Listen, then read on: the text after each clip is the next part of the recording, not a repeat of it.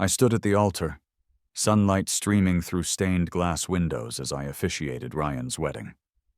My ministerial collar felt stiff against my neck, but my smile remained easy and confident. That's when I caught Olivia's expression from the back of the church, her mascara-streaked face a perfect mixture of shock and betrayal. The same look she'd given me 3 years ago when she'd called to tell me I was too negative to be in her bridal party, despite us being friends since childhood. I smiled slightly, adjusting the sleeve of my ceremonial robe, feeling the weight of the ordination certificate I'd acquired specifically for this moment. The congregation had no idea about the history between us, how she'd humiliated me publicly, or how meticulously I'd planned this revenge. As Ryan and his bride exchanged vows, I locked eyes with Olivia again, mouthing silently, "Surprise." Olivia and I met during freshman orientation at Boston University. Both overwhelmed by the chaos of college life, we gravitated toward each other's familiar Jersey accents and sarcastic humor. For 8 years, we were inseparable. Late-night study sessions turned into post-graduation apartment hunting, then weekly dinners to survive the crushing reality of entry-level jobs. I helped her move apartments 3 times. She drove me to the hospital when my appendix nearly burst. We had the kind of friendship people envied. Then she met Ryan at a charity gala. Ryan Harwood, finance bro extraordinaire, with his perfect white teeth and Rolex watch that he somehow mentioned in every conversation. From the beginning, something about him set off alarm bells for me. Maybe it was how his eyes wandered to every attractive woman who passed while Olivia was mid-sentence. Or perhaps it was the casual way he mentioned his work wife, while winking at me as if I should be impressed. "I don't trust him," I told Olivia over coffee, 3 months into their relationship. "He was flirting with the bartender right in front of you last week." "That's just how he is with everyone, Marcus," she said, stirring her latte aggressively. "He's friendly. Not everyone is suspicious of genuine people like you are." That was the first crack in our foundation. Small, barely noticeable, but there. The cracks multiplied as Olivia began canceling our standing Thursday dinners. My texts went from receiving immediate responses to being answered hours later, if at all. Her Instagram, once filled with photos of our adventures, became a shrine to her relationship with Ryan. Then came the engagement, barely a year after they'd met. "We're keeping the wedding party small," she told me excitedly over the phone.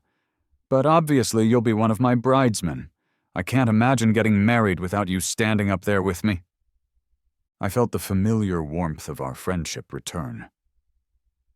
"I'd be honored," I told her, already mentally planning her bachelor party. 3 weeks later, my phone rang at 11 p.m. on a Tuesday.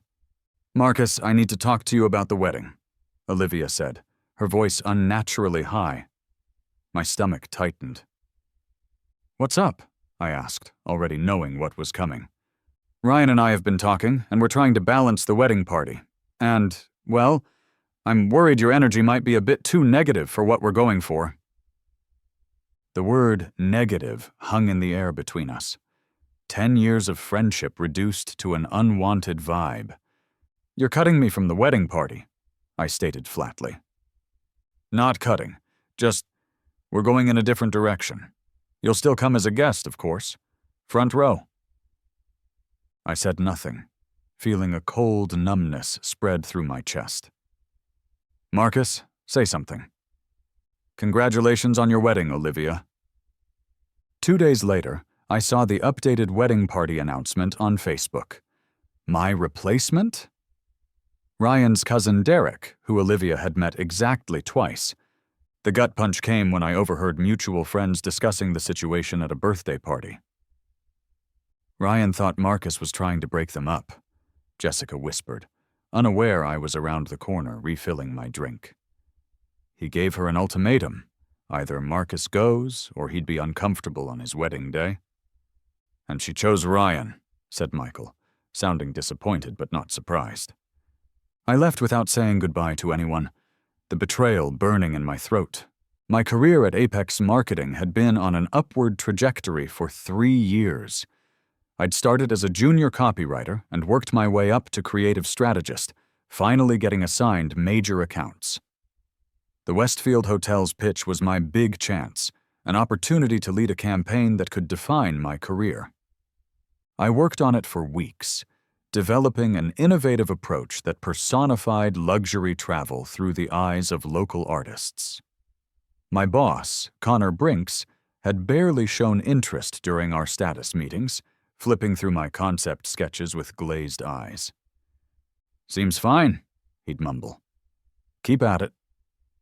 The morning of the pitch, Connor stopped me in the hallway.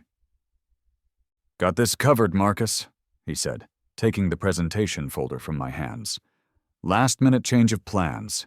Executive decision." "But I prepared everything," I protested. "This is my concept." "We're a team," he reminded me with a condescending smile. "And teams need captains. I'm the senior executive here." I watched through the conference room windows as Connor presented my campaign to the clients. They loved it. They absolutely fucking loved it. I saw them nodding enthusiastically, pointing to my storyboards, grinning at my taglines. When they left, the office erupted in celebration. Connor was the hero. 2 weeks later, he received a promotion to executive creative director. When I finally worked up the courage to confront him in his new corner office, he barely looked up from his computer. "Don't be so sensitive," he said, dismissing my concerns with a wave. "That's just how business works. You create, I close. Maybe in a few years, when you understand the industry better, you'll get your chance." I thought about quitting, but jobs were scarce, and I had rent to pay. Instead, I swallowed my anger and returned to my cubicle, feeling smaller than ever. My sister Vanessa had always been the family favorite. Charming, outgoing, and somehow always needing to be rescued. Since childhood, my parents had conditioned me to be her protector and supporter. "Take care of your sister," my father would say. "She's not as strong as you." So when Vanessa called me in tears about a temporary emergency, I didn't hesitate to help. "Brad's business expansion is ready to launch, but our investor pulled out last minute," she explained between sobs. "We just need a bridge loan for 60 days, 90 tops. The returns are guaranteed." I'd been saving for years to put a down payment on a condo in the city. The $40,000 I'd accumulated represented countless overtime hours and skipped vacations. "I don't know, Vanessa," I hesitated. "That's my housing fund." "You're still renting anyway," she countered, "and it's only for a few months. We're family, Marcus. Would you really let your sister lose everything when you could help?" Brad's business was a meal prep service for fitness enthusiasts. It seemed legitimate enough, and they'd shown me projections that promised a 30% return on investment. I transferred the money the next day. 3 months passed, then 6. My calls to Vanessa went to voicemail. My texts received brief responses. "Working on it," or "almost there." When I finally cornered her at our parents' anniversary dinner, her demeanor changed completely. "I never said it was a loan," she hissed, pulling me into our childhood bedroom for privacy. "It was an investment. Investments carry risk." "You specifically said 90 days maximum," I reminded her. That was the projection, not a guarantee. Her eyes narrowed. "Honestly, Marcus, I'm disappointed you're being so materialistic. It's just money." "It was my future home," I said, my voice cracking slightly. "Maybe if you had a wife and kids, you'd need a house," she snapped. "But it's just you. Stop being dramatic." Later, I discovered through mutual connections that Brad's business had never expanded. Instead, they'd used my money for a lavish trip to Bali and to pay off credit card debt. The business closed 6 months later, with Brad citing market conditions for its failure. Olivia's wedding day arrived. 8 months after I'd been ceremoniously removed from the bridal party. Despite everything, I attended as promised, sitting in the back row rather than the front one I'd been offered. I watched her walk down the aisle toward Ryan, who was already checking out one of the bridesmaids. At the reception, I nursed a whiskey at the bar, declining invitations to dance.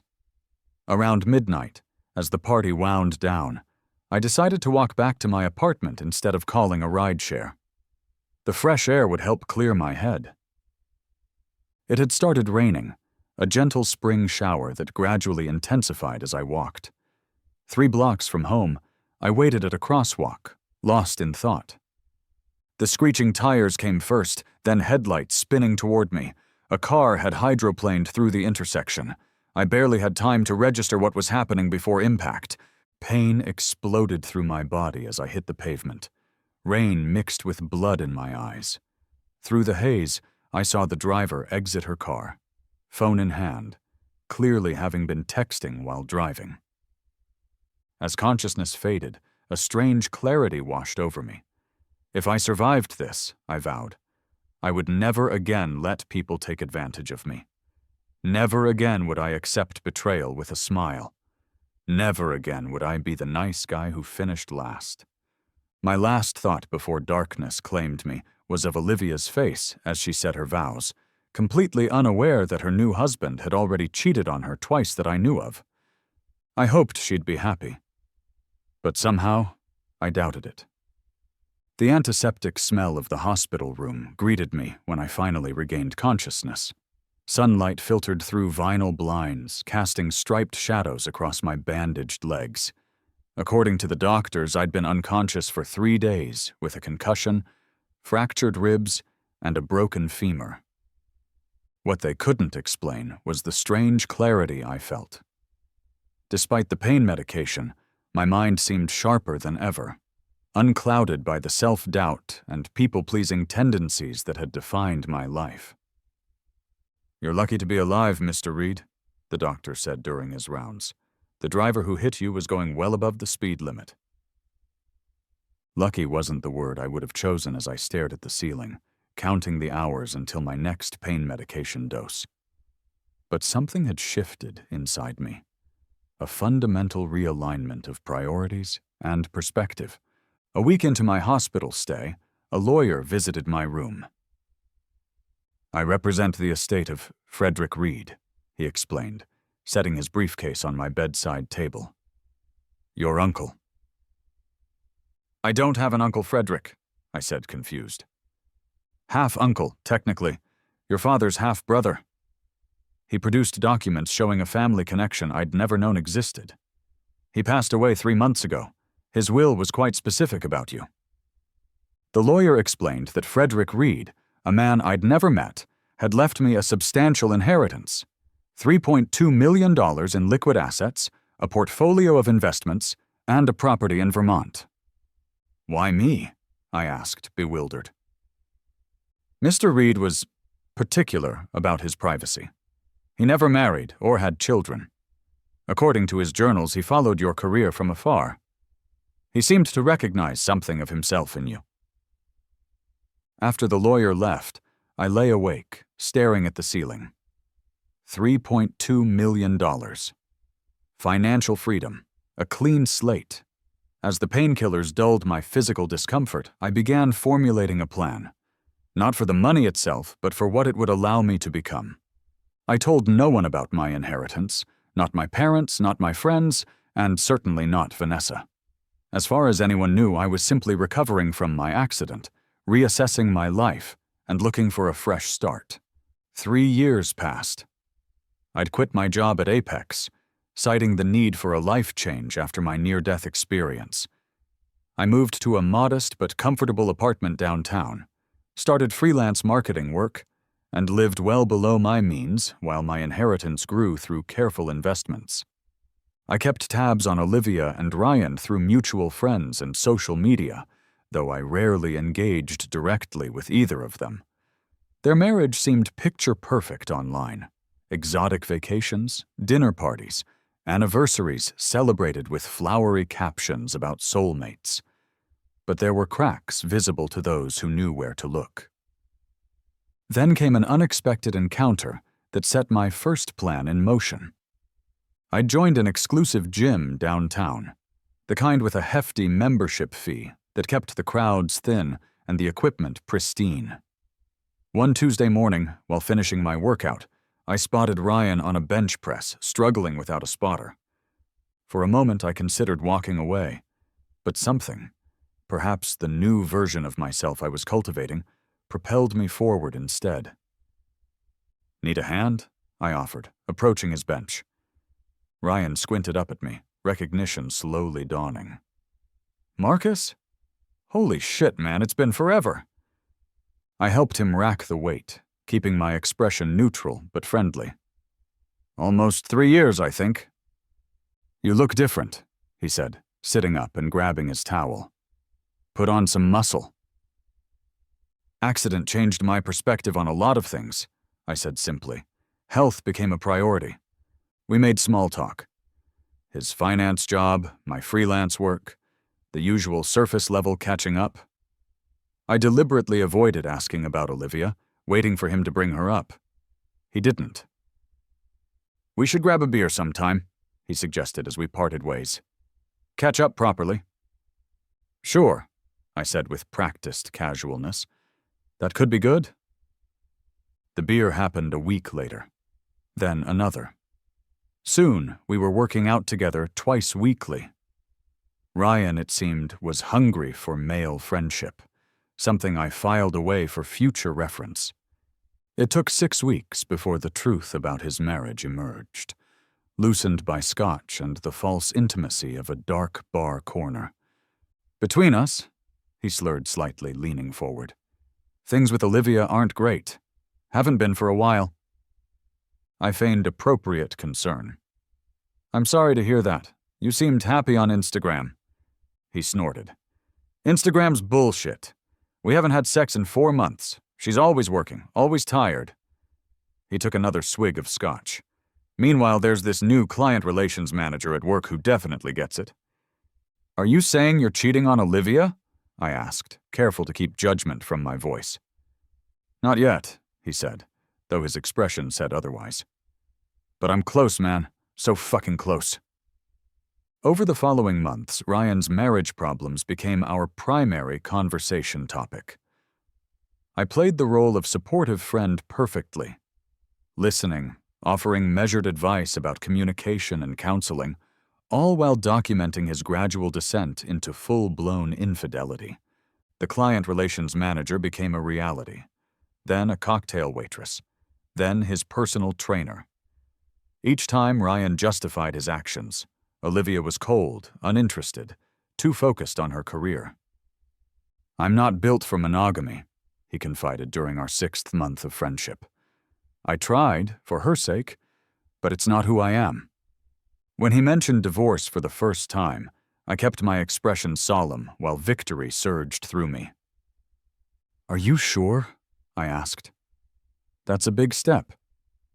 "Life's too short to be unhappy," he said, repeating words I'd strategically planted weeks earlier. The divorce was finalized within 6 months, remarkably quick and clean. Ryan's family money had secured a prenuptial agreement that Olivia hadn't contested. They had no children, no shared property beyond easily divided assets. According to Ryan, they'd separated as friends who wished each other well. 2 weeks after the divorce, I made my next move. "My college friend Sophia is moving to town next month," I mentioned casually during our workout. "She's a sports journalist, super smart, loves football as much as you do." "She hot?" Ryan asked predictably. "I don't think of her that way," I said. "But objectively, yeah, she's gorgeous. Just got out of a relationship, though, so probably not looking." "We're all looking," Ryan grinned, "even when we say we're not." Sophia was indeed a college friend, though we'd reconnected only recently. She was brilliant, ambitious, and, crucially, new to town with few social connections. When I suggested introducing her to some friends, including Ryan, she agreed readily. I arranged a casual group dinner, ensuring Ryan and Sophia sat next to each other. Their chemistry was immediate and undeniable. By dessert, they were engrossed in conversation, barely noticing when others left the table. "Your friend is incredible," Ryan texted later that night. "Need her number ASAP." I waited a calculated 12 hours before responding, then provided Sophia's contact information with a casual, "She mentioned you too, good luck." Their relationship progressed with the accelerated timeline of two people who know exactly what they want. Sophia, career-focused and independent, matched Ryan's energy without the expectations of marriage and children that had suffocated him with Olivia. Ryan, enjoying the honeymoon phase, became a model boyfriend, attentive, generous, seemingly devoted. 8 months after their first date, Ryan called me, voice buzzing with excitement. "I asked her to marry me," he announced. "She said yes." "That's fantastic," I replied, genuine warmth in my voice. I had grown to like Sophia and believed she could handle Ryan far better than Olivia ever had. "I'm happy for you both." "Here's the thing," Ryan continued. "I want you to officiate the ceremony." I paused, savoring the moment. "Me? I'm not ordained or anything." "You can get certified online. It's easy," he insisted. "You're the reason we met. You've been there through everything with the divorce. It would mean a lot to both of us." "When's the wedding?" I asked, already knowing I would agree. "June 15th, Ryan said. "We want something small, just close friends and family at St. Paul's Chapel downtown." June 15th. What Ryan didn't know, what he had no reason to remember, was that June 15th would have been his and Olivia's 4th wedding anniversary. "I'd be honored," I said, smiling at the perfect symmetry of it all. The night before Ryan's wedding, my phone rang at midnight. Olivia's name flashed on the screen, the first direct contact we'd had in nearly 2 years. I let it ring twice more before answering. "Hello?" I kept my voice neutral, betraying nothing. "Marcus?" Olivia sounded frantic, her words slightly slurred. "I need to ask you something, and I need you to be honest with me." "Of course," I said. "What's going on?" "Is Ryan getting married tomorrow? To someone named Sophia?" The pain in her voice was raw, unfiltered. I hesitated, feigning reluctance. "Olivia, I don't think—" "Jessica saw the announcement," she cut in. "Said you were officiating. On our wedding anniversary, Marcus. Our fucking anniversary." "I didn't realize the date," I lied smoothly. "Ryan never mentioned it." A bitter laugh crackled through the phone. "Of course he didn't. He probably doesn't even remember." Her voice broke. "Is it true? Are you really performing the ceremony?" "Yes," I admitted. "Ryan and I reconnected last year. We've become friends." "Friends," she repeated hollowly. "With the man who made me cut you from my wedding party. The man I chose over our decade of friendship." "People change," I said simply. "Do they?" she asked, suddenly sounding exhausted. "Or do we just see who they really are eventually?" I said nothing, letting the silence stretch between us. "I made a mistake," she finally whispered. "With you, with Ryan, with everything." "I have to go, Olivia," I said, checking my watch. "I have a rehearsal dinner to attend." As I ended the call, I felt a curious mixture of satisfaction and emptiness. The first phase of my plan had unfolded perfectly, better than I could have orchestrated. Yet the victory felt different than I'd imagined. I pushed the thought aside and straightened my tie, heading out to join Ryan and Sophia for their rehearsal dinner. Tomorrow would bring the culmination of 3 years of patient planning. Tomorrow, I would stand at the altar in St. Paul's Chapel and watch Olivia's face as she realized just how completely she had been replaced in Ryan's life and in mine. With Olivia's chapter effectively closed, I turned my attention to Brinks, the mentor-turned-thief who had built his career on stealing my work. After leaving Apex Marketing, I'd kept tabs on Connor's rising trajectory. His promotion to Executive Creative Director had been followed by another to Chief Creative Officer. His Instagram showcased industry awards and speaking engagements, all built on foundations he'd stolen from me and likely other juniors like me. I could have exposed him immediately after my inheritance, but revenge, I was learning, was best served strategically rather than emotionally. Connor's downfall needed to be public, professional, and irrefutable. Using $500,000 of my inheritance, I discreetly became an angel investor in 5 promising marketing startups, focusing on those developing innovative approaches to digital campaigns.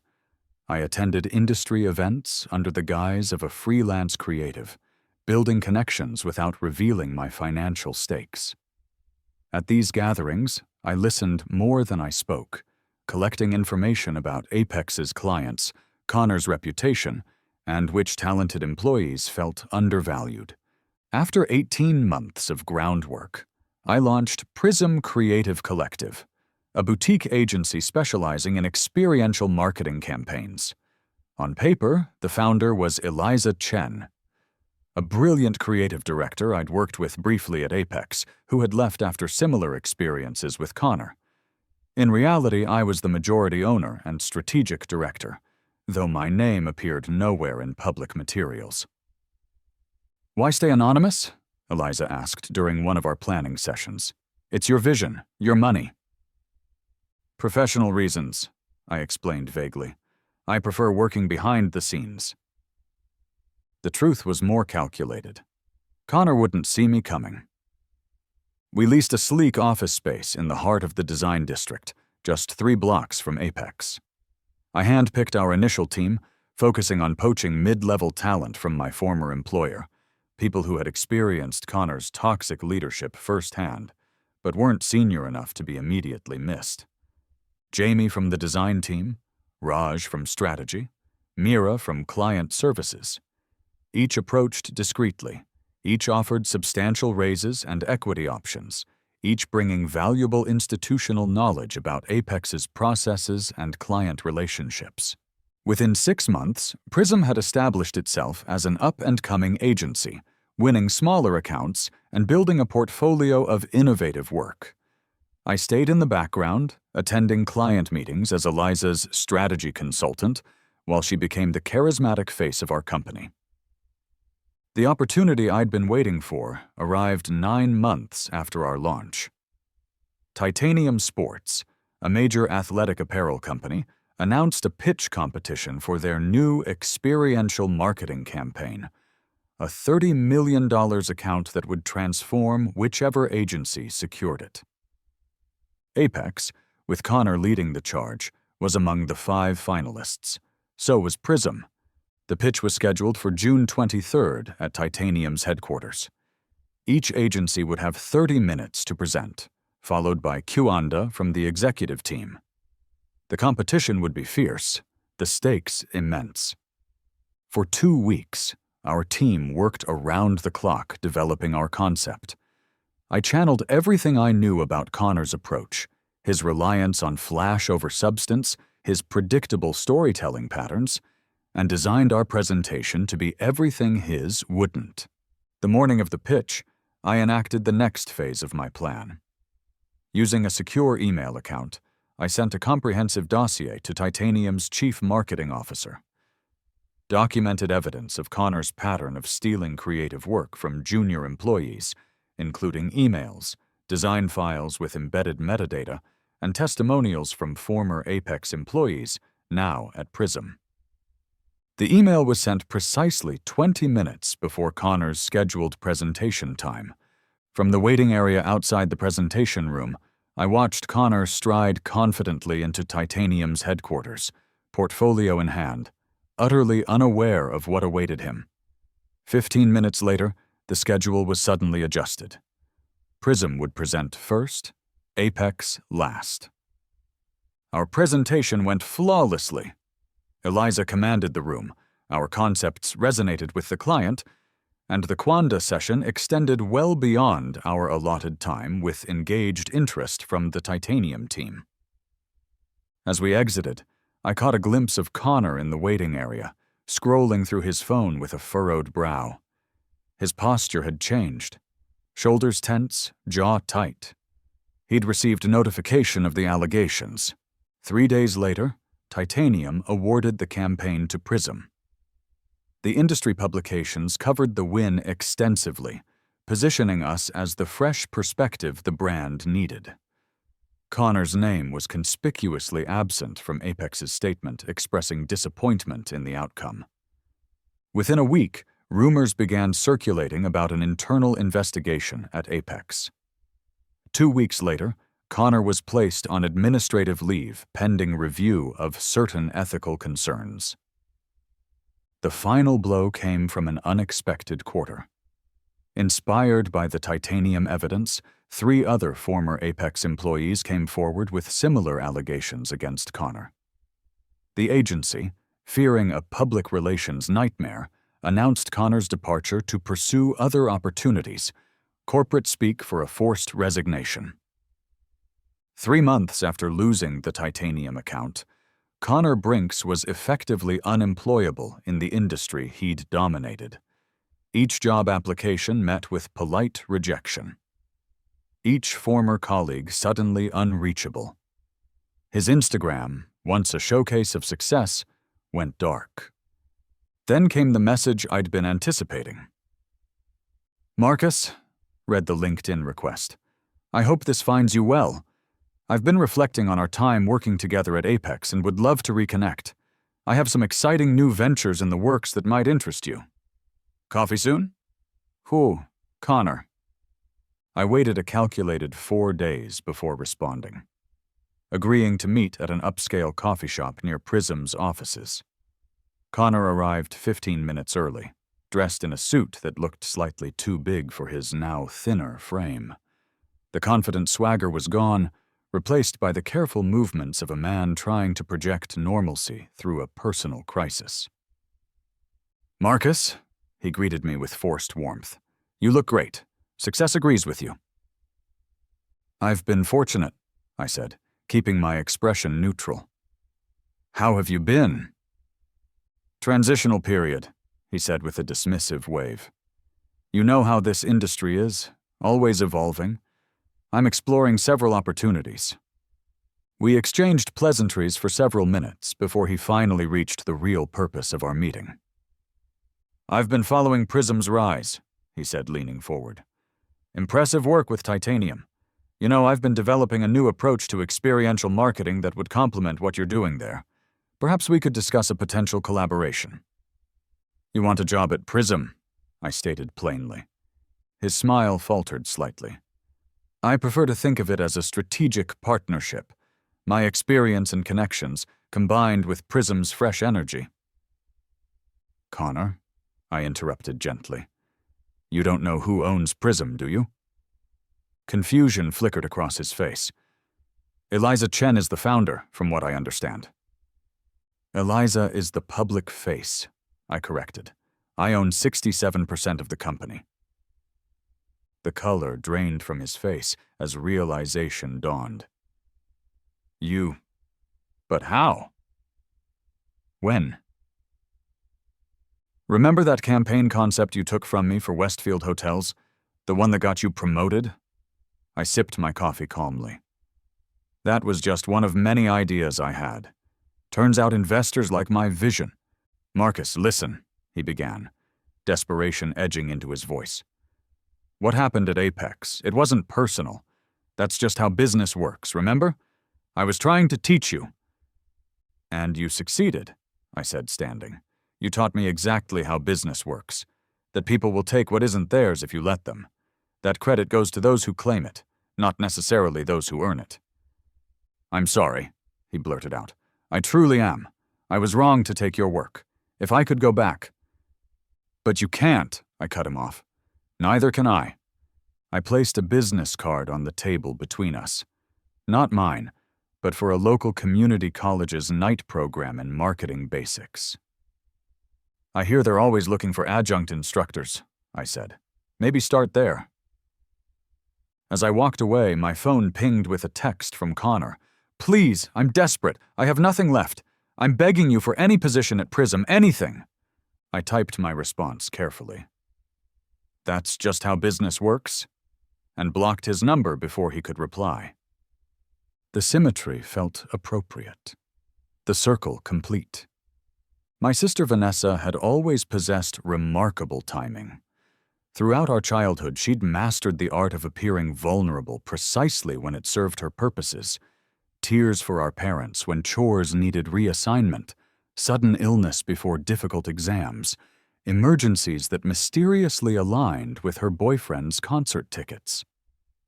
So I wasn't surprised when, nearly 4 years after taking my down payment money, she reached out with newfound warmth, just as her financial situation deteriorated. "Marcus!" she exclaimed, hugging me tightly at our parents' house during a Sunday dinner I'd been reluctantly convinced to attend. "God, I've missed you. How are you? You look amazing." I returned her hug with measured enthusiasm. "I'm well. How's Brad's business?" A flicker of discomfort crossed her face. "Oh, the economy's been tough on small businesses. We're pivoting right now." Pivoting was Vanessa speak for failing catastrophically. Over the following weeks, Vanessa launched a campaign to reinsert herself into my life. Weekly phone calls, invitations to dinner at her house, Facebook tags in nostalgic childhood photos. Each interaction carefully crafted to remind me of our shared history and family bond. I accepted her invitations, playing the role of gradually warming brother while gathering information. Through seemingly casual conversations, I learned that Brad's meal prep service had closed completely, that they'd maxed out multiple credit cards, and that they were 2 months behind on their mortgage payments. "Remember that treehouse Dad built us?" she asked during one of her orchestrated trips down memory lane while her 7-year-old daughter Emma played in the next room. "You always let me have the top level even though you were older."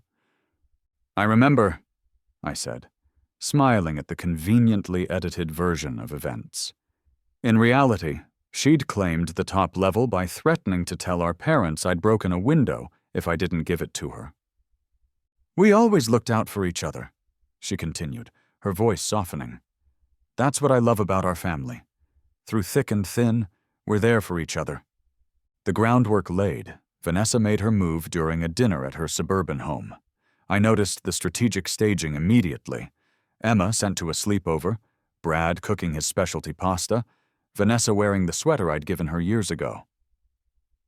"So," she said after dinner, as Brad poured more wine, "we've been meaning to talk to you about something." "Oh," I kept my expression neutral.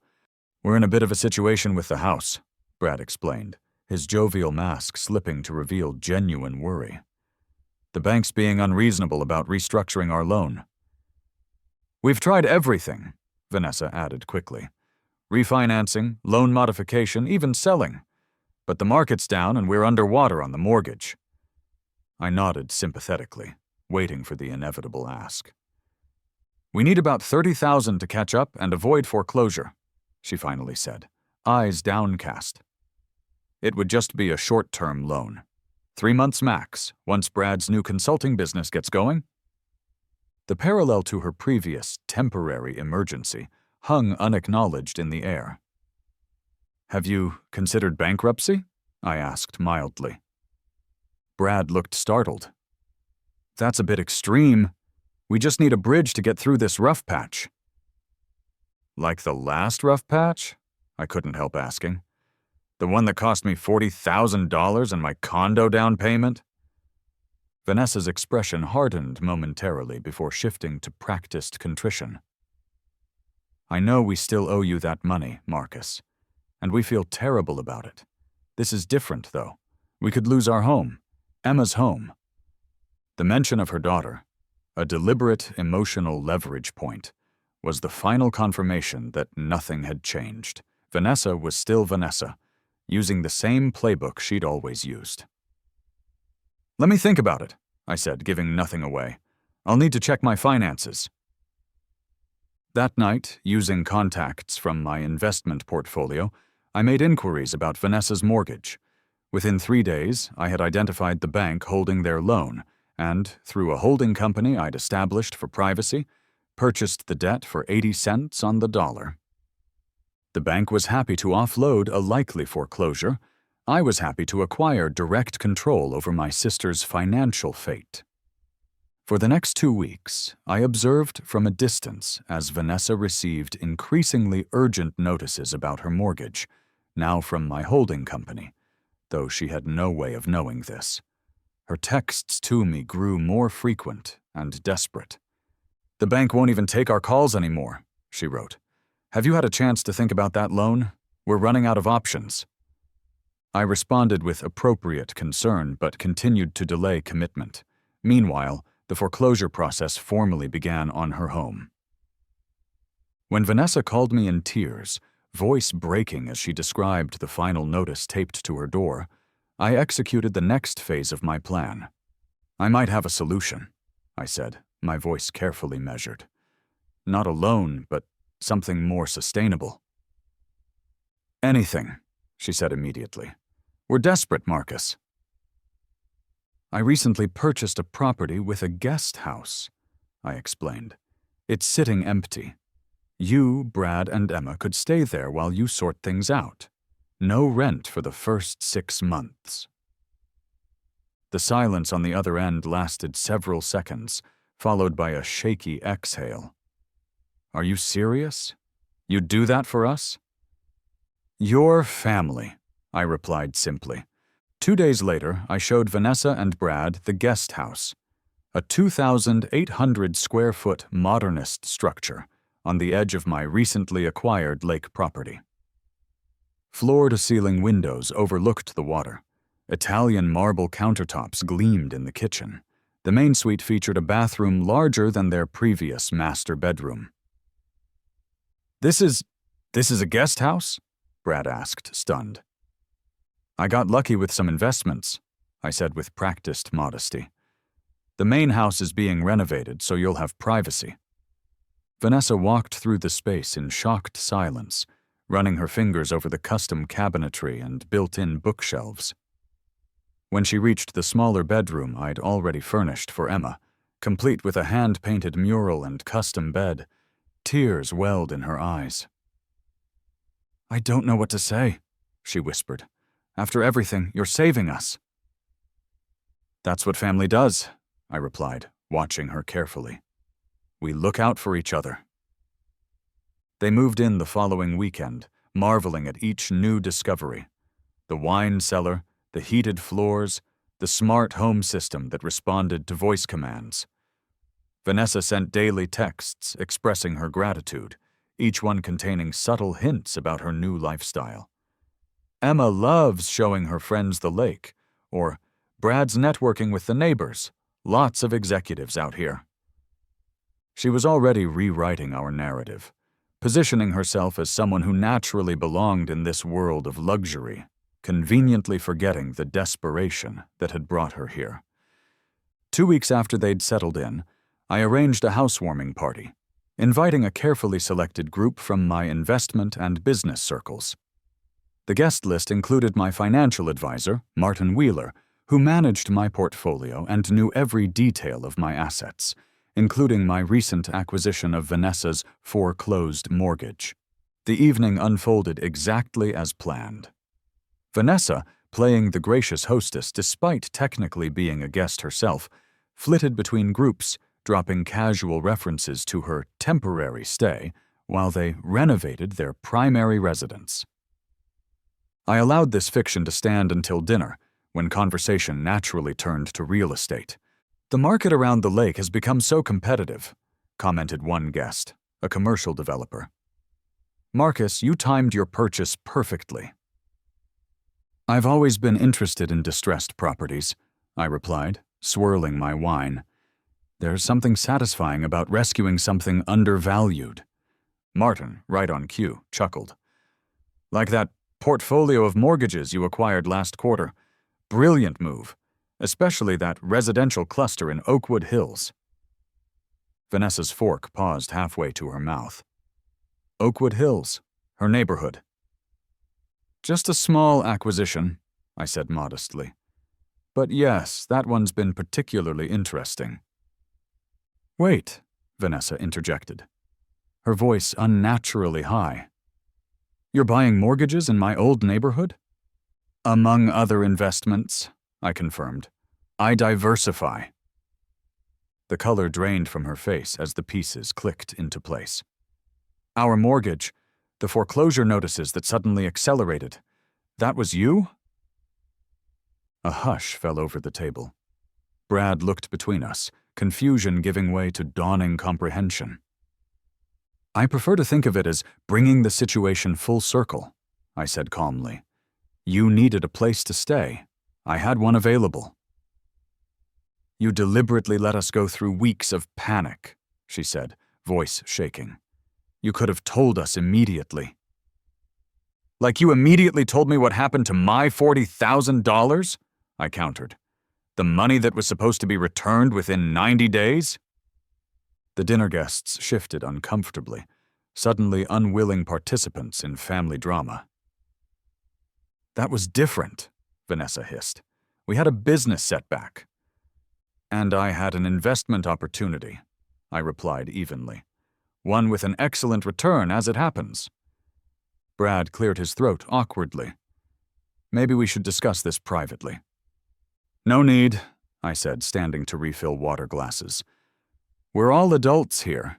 Vanessa borrowed money she never repaid, claimed it was an investment after the fact, and is now living in my guest house because her home was foreclosed. There's nothing complicated about the situation. The brutal simplicity of my summary hung in the air. Vanessa's carefully crafted social persona crumbled as she realized every person at the table now knew exactly how she had arrived in this luxurious setting. After an uncomfortable dessert, guests departed quickly. Once alone, Vanessa confronted me in the kitchen, eyes blazing. You humiliated me, she accused, in front of everyone. I told the truth, I corrected. There's a difference. We're family, she insisted. You don't do that to family. Family doesn't steal from family, I countered. Family doesn't lie and manipulate and gaslight. Yet here we are. So the guest house, the party, it was all some elaborate revenge scheme? Her voice cracked. What about Emma? Were you using her too? Emma is innocent, I said firmly. She'll always have a home here, and her college fund is already established. But you and Brad need to understand something fundamental. Your actions have consequences. For the first time in your life, you're experiencing them. Vanessa stared at me, finally seeing the change that had occurred. That her little brother, the perpetual safety net, the reliable Mark, was gone. When did you become so cold? She whispered. The question echoed in the cavernous kitchen, identical to the one Olivia had asked me months earlier. The pattern was becoming clear, not in my behavior, but in how others perceived the absence of my previous enabling. I'm not cold, I said finally. I'm clear. There's a difference. The next morning, I contacted a journalist at Modern Home magazine who had previously expressed interest in featuring my lake property. I explained that I'd recently completed the guest house renovation and mentioned my sister's family was staying there temporarily. They have a wonderful story of resilience, I explained. After financial hardship nearly cost them their home, they're rebuilding their lives. I think it would add a human element to the architectural feature. The magazine jumped at the opportunity. 2 weeks later, a photography crew arrived to capture the property. The journalist, Camille, was particularly interested in interviewing Vanessa about the experience of starting over in such luxurious surroundings. We're doing a sidebar on family support during financial crisis, Camille explained. Your brother mentioned there was a powerful story of forgiveness here. Vanessa shot me a panicked look. I'm not sure I'm comfortable discussing personal matters. Nothing too detailed, Camille assured her. Just the general journey, acknowledging past mistakes, the road to rebuilding trust. Readers find that sort of vulnerability inspiring. I watched my sister calculate her options. Refuse the interview and risk losing her current housing arrangement, participate but lie, potentially contradicting information I might have already shared, or tell the truth and face public acknowledgement of her actions. I'd be happy to share our experience, Vanessa finally said, her smile tight. Family forgiveness is important. The interview lasted 40 minutes. I remained present but silent, observing as Vanessa navigated Camille's questions. To my surprise, after initial vague responses, something in Vanessa seemed to shift. Her answers became more direct, more honest. I made mistakes, she admitted. I borrowed money from Marcus for what I claimed was a temporary emergency. Then, when our business failed, instead of being honest, I avoided him and tried to reframe the loan as a risky investment. Camille nodded encouragingly. That must have been difficult for both of you. I betrayed his trust, Vanessa continued, not looking at me. For years, I took advantage of his generosity. It was easier than admitting failure or taking responsibility. By the interview's end, Vanessa had acknowledged more than I'd expected, speaking with what appeared to be genuine remorse. When the journalist left, my sister remained at the kitchen table, emotionally drained. Was that what you wanted? She asked quietly. Public confession? I wanted honesty, I replied. Just once. And now? She looked up, uncertainty in her eyes. What happens to us, to Emma, after your revenge is complete? The question gave me pause. Unlike with Olivia or Connor, Vanessa's situation involved an innocent child who had become important to me. The lines between justice and punishment, between accountability and cruelty, seemed suddenly less clear. Emma's future is secure, I assured her. As for you and Brad, that depends on choices you make going forward. The magazine was published a month later. Vanessa's candid sidebar about financial mistakes and family reconciliation generated unexpected positive feedback. 3 readers contacted the magazine, asking if she provided financial counseling based on her experiences. Something unexpected happened in the aftermath. Vanessa began to change. She enrolled in accounting courses at the community college. Brad found work at a local restaurant, starting as a line cook with no pretensions about executive positions. They established a formal repayment plan for the original $40,000, beginning with small but consistent monthly transfers. Whether motivated by genuine growth or pragmatic self-preservation, the change was nonetheless real. And while our relationship would never return to what it had been, could never return to what it had been, a new kind of honest interaction gradually emerged. My third circle of revenge had closed, but unlike the others, it left me with questions rather than satisfaction. The evening of Ryan and Sophia's wedding reception found me at the open bar, nursing a whiskey and observing the celebration I'd helped orchestrate. The ceremony had gone perfectly. My delivery of the vows measured and sincere. My presence beside the couple symbolic of blessing and continuity. Only I had noticed Olivia slipping into the back of the church midway through, her face partially obscured by large sunglasses that couldn't hide her shock when she saw me officiating. She'd left before the recessional, disappearing as quickly as she'd appeared. I hadn't mentioned her presence to anyone. The reception was in full swing now. Ryan and Sophia's first dance completed, dinner served, champagne flowing freely. I was contemplating a discreet exit when a woman approached my table. Elegant, silver-haired, with sharp eyes that assessed me with unusual intensity. "Marcus Reed," she said, taking the seat beside me without asking. "You look remarkably like your uncle." I studied her, searching for familiarity and finding none. I'm sorry, have we met? No, she confirmed, extending her hand. Elena Vostok. I was Fredericks' business partner for 27 years. Frederick Reed, my mysterious benefactor. The uncle I'd never known. I didn't realize he had business partners, I said cautiously. Partner, singular, she corrected with a thin smile. Frederick was selective about who he trusted. A trait you seem to have inherited. She signaled a server for champagne, continuing before I could respond. I've been watching your progress since the inheritance. Frederick would have approved. Of what, exactly?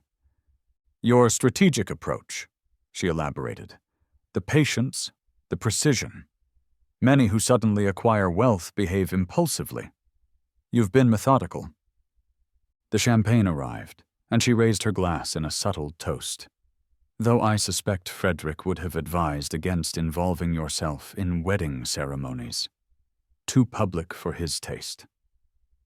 How well did you know my uncle? I asked, increasingly intrigued. Well enough to know he wasn't actually your uncle, she replied matter-of-factly. Not biologically.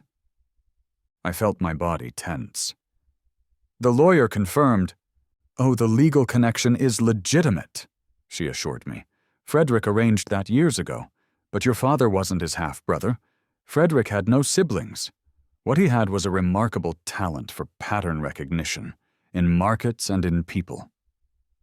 She sipped her champagne, watching my reaction carefully. He observed you for years before his death. Saw how you were treated by those closest to you. Recognized something of himself in your circumstances. Why would a stranger take such interest in me? I asked, struggling to process this revelation. Because 40 years ago, Frederick was you, she said simply. Talented but overlooked, exploited by those who should have supported him, until he decided to change the pattern. Elena opened her clutch, removing a small, leather-bound journal and sliding it across the table. This belonged to him. The first of many such records he kept. I thought you should have it, particularly now that you've nearly completed your adjustments. I hesitated before taking the journal. Adjustments? That's what Frederick called them. Not revenge. That implies emotional satisfaction as the goal. Adjustments correct imbalances, restore equity. She stood, smoothing her dress. He would have appreciated your execution, particularly with the marketing agency. Very elegant. As she turned to leave, I found my voice again. Wait, how do you know about that? About any of this?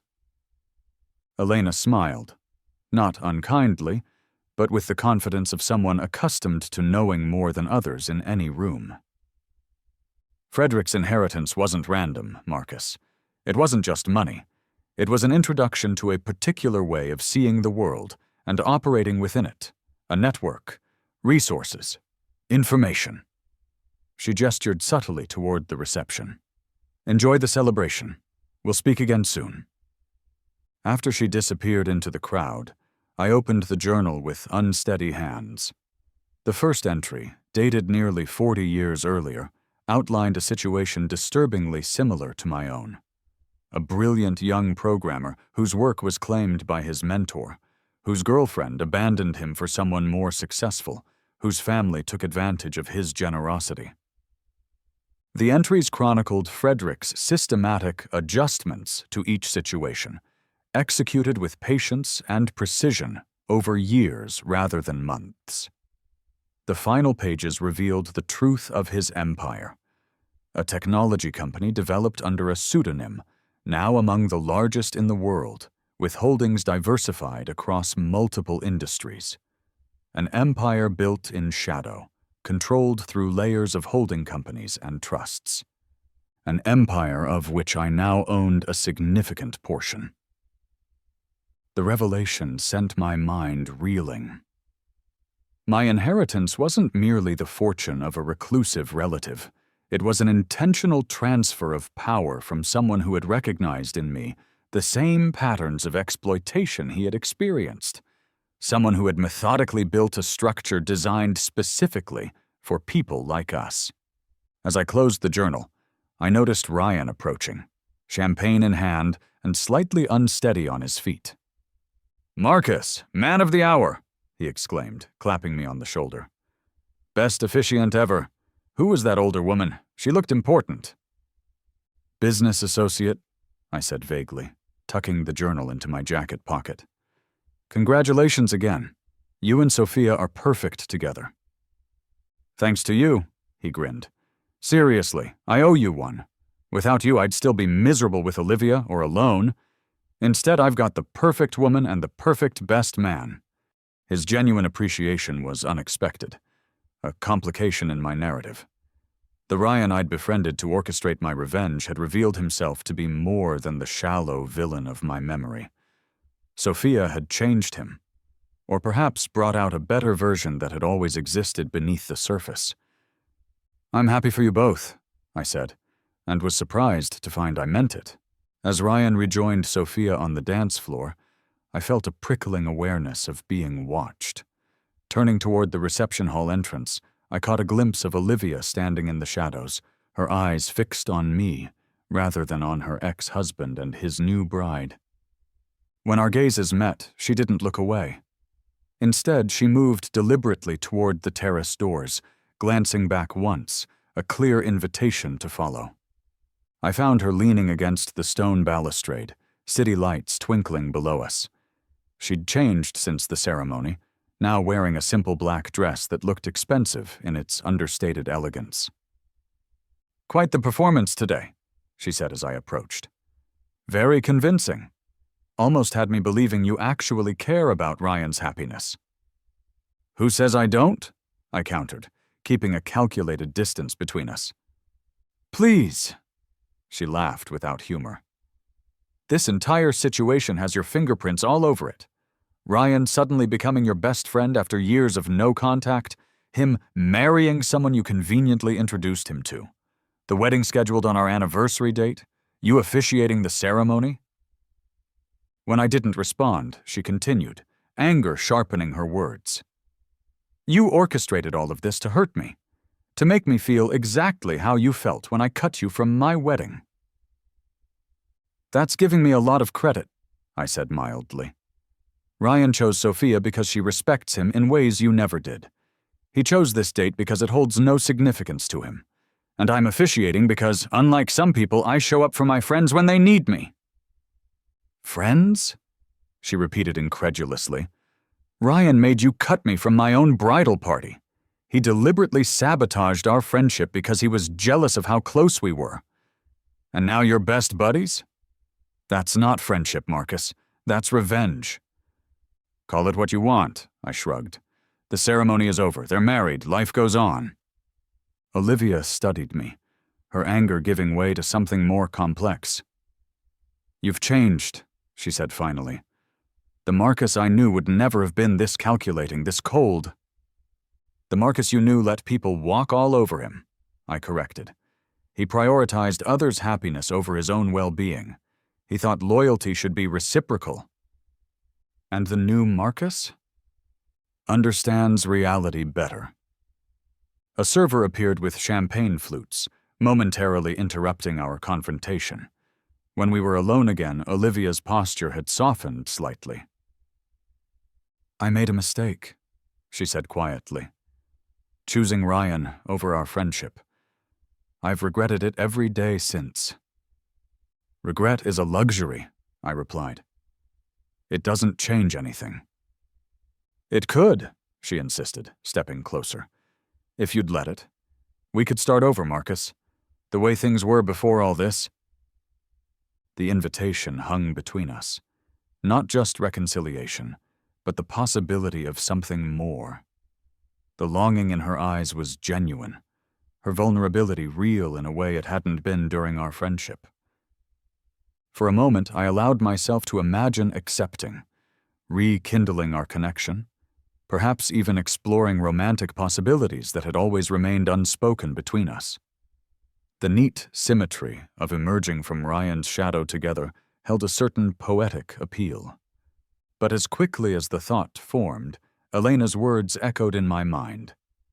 Adjustments correct imbalances, restore equity. Accepting Olivia's offer now, when she was emotionally raw and seeking comfort, wouldn't restore balance. It would create a new imbalance, a new pattern of uneven power and motivation. "We can't go back," I said finally. "That version of us doesn't exist anymore." "Because you've changed?" she challenged. "Because we both have," I corrected. "The Olivia who valued our friendship wouldn't have discarded it for a man's approval. The Marcus who would have forgiven that betrayal unconditionally no longer exists." Tears welled in her eyes, but I recognized them now for what they were. Not manipulation as Vanessa might employ, but genuine grief for something irretrievably lost. "So that's it?" she asked. 10 years of friendship just ends?" "It ended 3 years ago," I reminded her gently. "We're just acknowledging it now." As I turned to rejoin the reception, Olivia called after me. "Is it worth it, Marcus? This new life of yours, built on settling scores? Does it make you happy?" The question followed me inside, lingering even as I congratulated the newlyweds one final time before departing. In the car home, I opened Fredericks' journal again, searching for answers in the words of a man who had walked this path before me. On the final page, in handwriting different from the rest of the journal, was a note I hadn't noticed earlier. "The purpose of adjustment is not happiness, but freedom. Choose wisely what you do with that freedom. E.V." Elena's parting wisdom, it seemed. A reminder that revenge, or adjustment, was merely a means to an end, not the end itself. That night, I added my own entry to Frederick's journal, documenting what I'd learned and the questions that remained. For the first time, I allowed myself to consider what came after revenge. What purpose might fill the space once occupied by settling old scores? The answer, I suspected, lay somewhere in the empire Frederick had built and the network he had cultivated. An infrastructure designed not merely for wealth creation, but for a specific type of influence, invisible yet pervasive, silent yet definitive. I fell asleep with the journal beside me, dreaming of patterns and adjustments, and a future freed from the constraints of the past. 1 month after Ryan and Sophia's wedding, I arrived at my office to find 3 distinct messages waiting. Each had arrived through different channels, each representing a closed chapter I'd assumed was finished.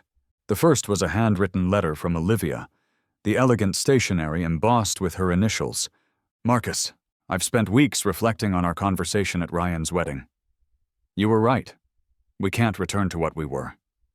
Too much has changed. But perhaps we could build something new, something honest this time. I'm not proud of how I treated you. Cutting you from my wedding was cruel and cowardly. Ryan pressured me, yes, but I made the choice.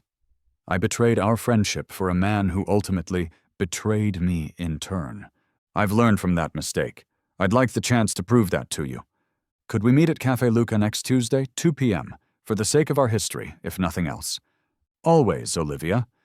The second message was an email from Connor Brinks, its artificial warmth transparent in its desperation. Subject: Opportunity for mutual benefit.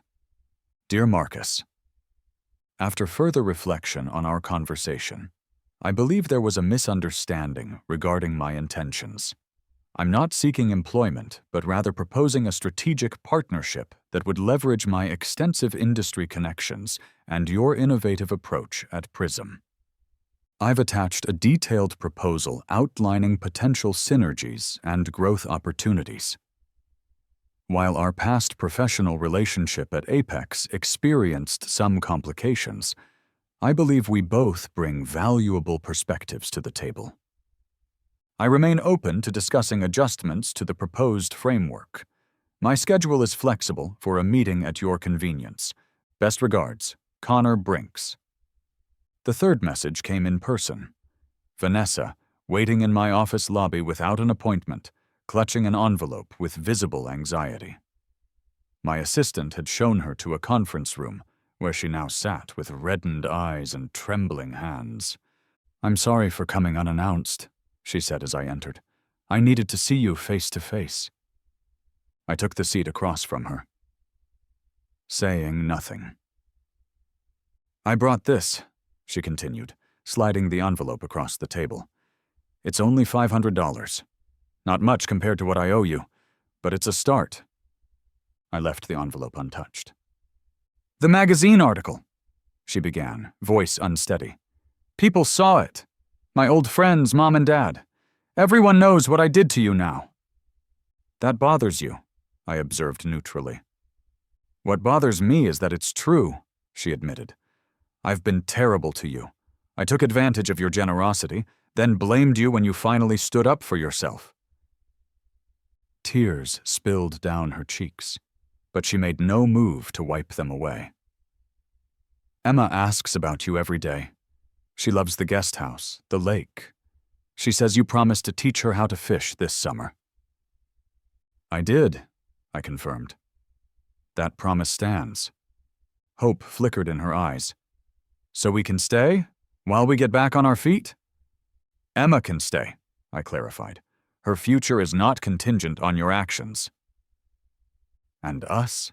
Vanessa whispered. "Me and Brad?" I considered her question carefully. Unlike with Olivia or Connor, Vanessa's situation involved genuine change, small steps toward accountability that I couldn't dismiss entirely. "That depends," I said finally, "on whether you're truly committed to building something different, or simply adapting your strategy to the new circumstances." She nodded slowly, a different kind of understanding dawning in her eyes. "You still don't trust me. I can't blame you for that." "Trust is earned," I reminded her, "through consistent actions, not promises or intentions." "Will you give me the chance to earn it back?" she asked. "For Emma's sake, if not for mine?" I left her question unanswered as my assistant knocked, reminding me of an impending meeting. As I stood to leave, Vanessa reached for my hand. "I am sorry, Marcus," she said, her voice steadier than before. "Truly sorry." I arranged to meet all three of them, Olivia, Connor, and Vanessa, on the same evening at Aurelia, the city's most exclusive restaurant. I reserved 3 separate tables, each visible from my central position but distant enough for privacy.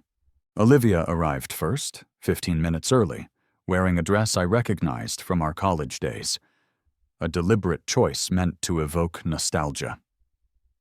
She ordered sparkling water and checked her reflection in a compact mirror twice before I approached her table. "Marcus," she smiled, warmth flooding her features, "thank you for meeting me." Connor arrived next, in a new suit that couldn't quite disguise his diminished circumstances. His confident stride faltered slightly when he spotted Olivia, confusion crossing his face before he composed himself at his assigned table. Vanessa and Brad were last, both dressed in their finest but visibly uncomfortable in the rarefied atmosphere of Aurelia. Vanessa's eyes widened when she recognized the other guests, understanding dawning as she realized the evening's structure. I visited each table in turn, listening to their prepared statements and carefully crafted appeals. Olivia spoke of regret and second chances, of lessons learned through pain. "I know now what I threw away," she said, reaching for my hand across the table. "I won't make that mistake again." Connor emphasized pragmatism and mutual benefit. "The industry respects you now," he observed. "Together, we could dominate the market. All that unpleasantness at Apex. Ancient history." Vanessa and Brad presented their repayment plan, modest but realistic. "We've enrolled in financial counseling," Brad explained. "We're committed to making this right." At each table, I listened without interruption, allowing them to present their complete cases. When they finished, I offered the same response to each.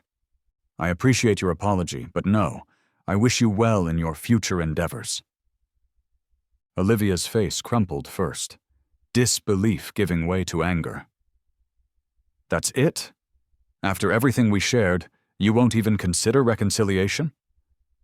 Our shared history is precisely why reconciliation isn't possible, I explained gently.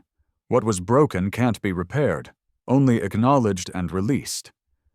Connor's reaction was more calculated, his expression hardening into something closer to his former arrogance. You're making a mistake, he warned. I still have connections. This vendetta isn't good business. This isn't business, I corrected. It's closure. Vanessa and Brad received the same answer, but with one adjustment. Emma's college fund and place in my home remain secure. My relationship with her exists independently of our history. As I prepared to leave, Olivia made one final attempt, voice breaking as she called after me. Is this what you've become? Someone who can't forgive, can't move forward? I paused, considering her question with genuine reflection. Forgiveness doesn't require reconciliation, I said finally. I've forgiven each of you. That's why I can walk away without resentment. But forgiveness doesn't obligate me to invite the same dynamics back into my life. With that, I left the restaurant, ignoring their protests and continued appeals. Outside, the night air felt unusually clear, my breathing easier than it had been in years. The burdens I'd carried, the need for justice, for acknowledgement, for apologies, had finally been set down. Not because I'd received perfect closure, but because I'd recognized that true freedom came not from others' recognition of past wrongs, but from my own decision to move beyond them. As my driver pulled away from the restaurant, I opened Fredericks' journal and made my final entry. Adjustments complete. Freedom achieved. Now to determine what comes next. 1 year later, I stood on the balcony of my coastal villa in Greece, watching the Mediterranean sunset paint the sky in impossible gradients of orange and pink. The sea stretched before me, vast and peaceful, reflecting the fading light in shimmering patterns that never repeated. In the year since that final evening at Aurelia, I'd gradually redirected my energy and resources toward building rather than balancing.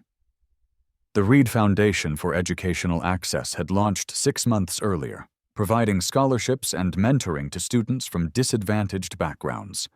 Our first cohort of 50 young entrepreneurs were already developing innovative solutions to community challenges. More quietly, I'd established a specialized division focused on identifying and supporting victims of financial abuse, people whose trusted family members or partners had exploited them economically. The work brought a different kind of satisfaction than my adjustments had, more sustainable, more genuine. My phone vibrated with an incoming video call from Sophia. I smiled as her face appeared on screen, Ryan visible beside her. "Uncle Marcus!" she exclaimed, turning the phone to reveal her rounded belly. "The baby kicked! We caught it on video this time!" Their excitement was contagious as they played the short clip of movement visibly rippling across Sophia's stomach. Ryan's face displayed genuine wonder, a side of him I'd never witnessed during his relationship with Olivia. "Amazing," I said truthfully. "How are you feeling?" "Enormous," Sophia laughed. "But the doctor says everything looks perfect. 29 weeks and counting." "We wanted to ask you something," Ryan added, his expression growing serious. "We'd like you to be the baby's godfather. You brought us together, and honestly, there's no one we trust more." The request caught me off guard. Despite maintaining a genuine friendship with the couple, I hadn't expected to be integrated so completely into their future family structure. "I'd be honored," I said after a moment's reflection. After the call ended, I returned to watching the sunset, considering the unexpected turns my life had taken. When I'd embarked on my adjustments, I'd imagined that successful revenge would be the destination, that once balanced, my accounts with the past would somehow free me to move forward. What I hadn't anticipated was how the process itself would transform me, creating someone different from both the doormat I'd once been and the avenger I'd temporarily become. Inside my home office, a small framed photograph sat on my desk, a reminder rather than a wound. It showed a younger version of myself with Olivia, Connor, and Vanessa at my college graduation. Their smiles were genuine in that captured moment, as was mine. I kept it not to nurture resentment, but to acknowledge a truth I'd finally accepted, that relationships could be both meaningful and temporary, both genuine and flawed. Vanessa and Emma still lived in the guest house by the lake. Brad had moved out 6 months earlier, their relationship finally ending under the weight of years of dishonesty and financial strain. Vanessa had secured a position as an administrative assistant at an accounting firm, continuing her studies in the evenings. Our relationship remained carefully defined, not close, but respectful. Emma, now 8, spent every other weekend with me, developing a passion for sailing that matched my own. As the final sliver of sun disappeared below the horizon, I heard the sounds of my guests arriving for dinner. Friends I'd made in the past year, a local artist, an environmental scientist, a retired professor, and his husband, people who knew nothing of my past grievances or silent revenges. The evening unfolded with comfortable conversation, genuine laughter, and none of the careful calculation that had defined my interactions for so long. As we enjoyed local wine and fresh seafood on the terrace, I found myself fully present in a way that had once seemed impossible. "You seem different tonight," observed Nikos, the retired professor, as the evening wound down. "More relaxed than when we first met." "Do I?" I smiled, considering his observation. "I suppose I'm learning to enjoy the view rather than constantly scanning the horizon." "A good philosophy," he nodded approvingly. "The past and future are important, but they make poor homes. The present is where we actually live." After my guests departed, I returned to the balcony alone, listening to the rhythmic sound of waves against the shore below. In my pocket, I carried a small, smooth stone I'd found on the beach that morning. Ordinary except for a perfect stripe of white quartz running through its center. Like that stone, I'd been broken and reformed, the fracture line now part of my structure rather than a weakness to be hidden. The past remained visible but integrated, no longer defining my actions, but informing them in ways I could now recognize, and sometimes even appreciate. From my balcony, I could see the lights of a small fishing village along the coast, homes and businesses forming a constellation of human connection against the darkness. Tomorrow, I would visit the village to finalize funding for a new community center, one of many small adjustments I now made to the world around me, rather than to old grievances. The night air carried the scent of jasmine and sea salt as I turned to go inside, leaving the door open to welcome the breeze. For the first time in years, I felt no need to secure every entrance, to protect against potential betrayals or losses.